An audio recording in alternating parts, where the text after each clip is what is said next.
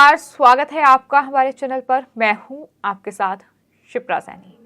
जम्मू कश्मीर के अलग अलग हिस्सों में प्रतिबंधित संगठन जमात-ए-इस्लामी पर बड़ा एक्शन हुआ है। दरअसल जम्मू कश्मीर पुलिस की राज्य जांच एजेंसी यानी स्टेट इन्वेस्टिगेशन एजेंसी की सिफारिश पर जम्मू कश्मीर में सरकार ने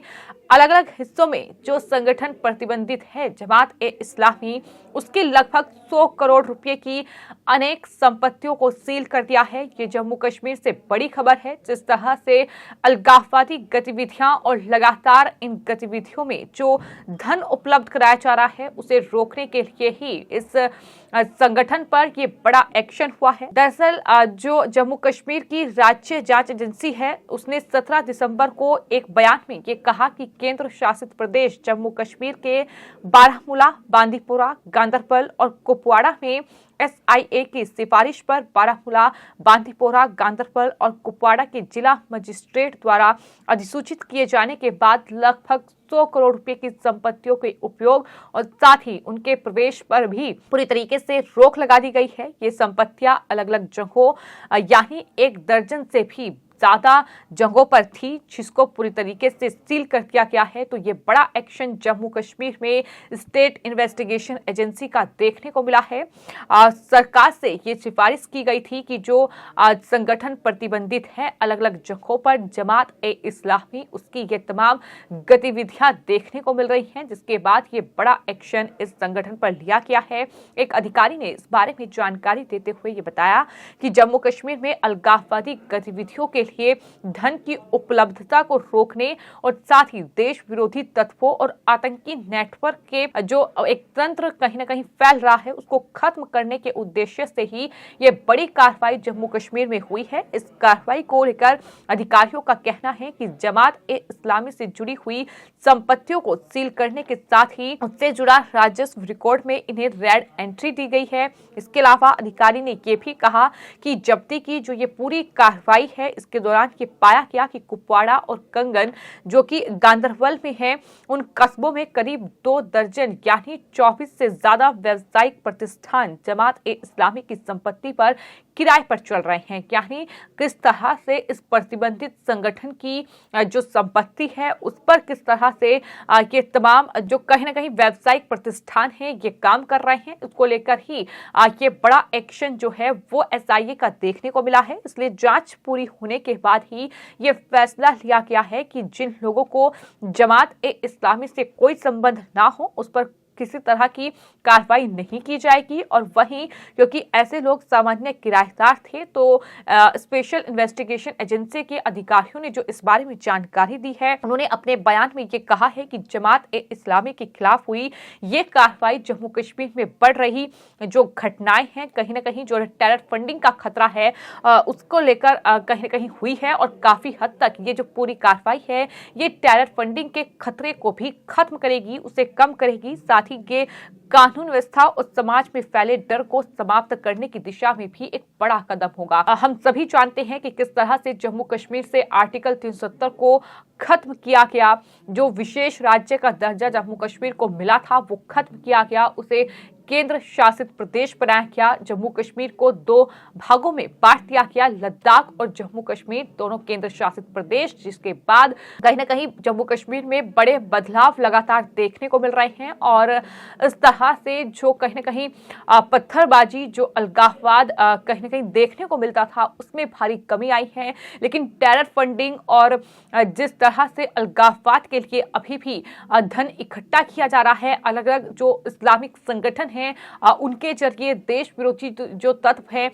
वो कहीं ना कहीं बाहर के देशों से इस तरह से धन इकट्ठा कर रहे हैं, उन तमाम चीजों पर किस तरह से लगाम लगे उसके चलते ही ये बड़ा ऑपरेशन कह सकते हैं जम्मू कश्मीर में लगातार न सिर्फ जम्मू कश्मीर की जो ये राज्य की जांच एजेंसी है इसके जरिए, बल्कि इसके अलावा नेशनल इन्वेस्टिगेशन एजेंसी का भी बड़ा एक्शन बीते कुछ दिनों में जम्मू कश्मीर में देखने को मिला है, जहां अलग अलग आतंकी संगठन संगठनों और साथ ही इन तमाम प्रतिबंधित संगठनों पर, फिर चाहे वो पीएफआई हो, फिर चाहे वो जमात ए इस्लामी जैसे संगठनों हो, इन पर कार्रवाई की गई है ताकि शांति व्यवस्था जो है पूरी तरीके से बनाई रखी जा सके। टेरर फंडिंग के जो मामले हैं उनमें कमी आए, उन्हें खत्म किस तरीके से किया जाए, कानून व्यवस्था को किस तरह से बेहतर जम्मू कश्मीर की बनाया जाए, समाज में जो डर कहीं ना कहीं जम्मू कश्मीर में फैला हुआ है, वहां आतंक का साया जो लोगों पर हर वक्त मंडराता रहता है, उस खतरे को किस तरह से कम किया जाए, इसको लेकर ही ये बड़ा एक्शन जम्मू कश्मीर में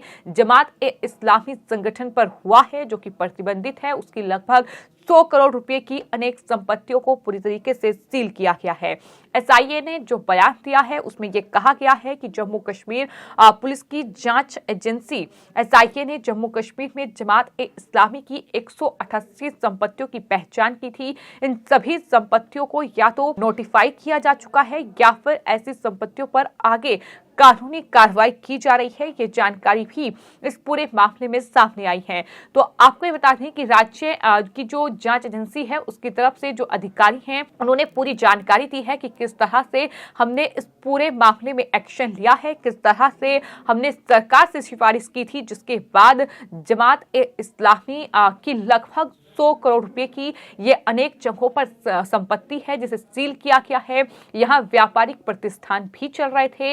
हालांकि जिन लोगों का हाथ इस पूरे मामले में नहीं है, यानी जमात ए इस्लामी संगठन जो है उसके साथ कोई संपर्क, कोई ताल्लुकात नहीं है, वो सिर्फ एक किराए पर वहां रह रहे थे उनकी संपत्तियों पर, तो ऐसे लोगों पर एक्शन नहीं होगा। जांच के बाद ही ये तय किया गया है जो लोग इससे जुड़े हैं उन पर जरूर एक्शन लिया जाएगा। तो कुल मिलाकर इस पूरे मामले में गंभीरता से जो जम्मू कश्मीर की जांच एजेंसी है वो जांच कर रही है, लेकिन वहीं हम लगातार ये देख रहे हैं कि जम्मू कश्मीर में सरकार का ये एक्शन आर्टिकल 370 हटने के बाद देखने को मिल रहा है। न सिर्फ जम्मू कश्मीर में पत्थरबाजी, अलगाववाद की घटनाएं कम हुई हैं, बल्कि कहीं ना कहीं जिस तरह से आतंक का साया जम्मू कश्मीर में हर वक्त देखने को मिलता था उसमें भी भारी कमी आई है। सेना का मनोबल बढ़ा है, सेना की तैनाती को जाहिर तौर पर बढ़ाया गया है। अब वहां युवा पत्थर नहीं उठाते हैं। जिस तरह से सेना में भर्ती हो रहे हैं, जाहिर तौर पर उनमें कहीं ना कहीं जागरूकता एक तरीके से पैदा हुई है, क्योंकि जो पहले कह सकते हैं राजनीतिक दल थे जो कि जम्मू कश्मीर में लगातार सियासत करते आए हैं, फिर चाहे वो पीडीपी हो, फिर चाहे वो नेशनल कॉन्फ्रेंस के नेता हो,